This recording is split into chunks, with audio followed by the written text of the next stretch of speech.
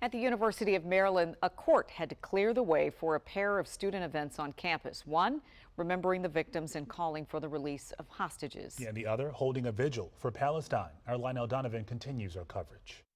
Today, the University of Maryland was the site of a rally that almost didn't happen. We need to completely dismantle. Students for Justice in Palestine gathered in the middle of campus to call for an end to the violence against the Palestinians by the Israeli government. So as students, as human beings, we have a responsibility to stand up for all people around the world who are being oppressed, because we believe in collective liberation, right? Nobody is free until we are all free. However, the group planned the rally to be held on October 7th, exactly 1 year after a Hamas attack that left around 1,200 Israelis dead and hundreds kidnapped. Last month, the university canceled all non-university sponsored events on that day out of, quote, an abundance of caution.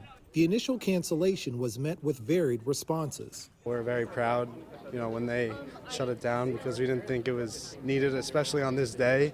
We thought it was disrespectful to be done on this day. I was not surprised, but I was very frustrated, disappointed.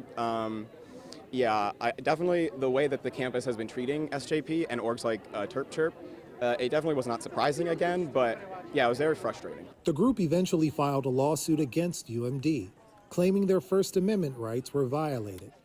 Last Tuesday, the judge sided with the students, allowing them to hold the rally. Meanwhile, other students are stopping today to take time to mourn those lost in Hamas's attack.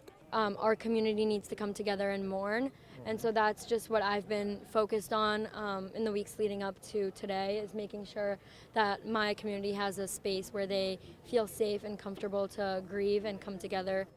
The group tells me that it plans to hold a vigil later on tonight to honor the tens of thousands of Palestinians that have been killed since last year. The university's Jewish Student Union also tells me that it will hold a vigil of its own later on tonight as well, to honor the dozens that are still being held by Hamas and to remember the hundreds that were killed during the October 7th attack. From UMD, Lionel Donovan, WUSA 9.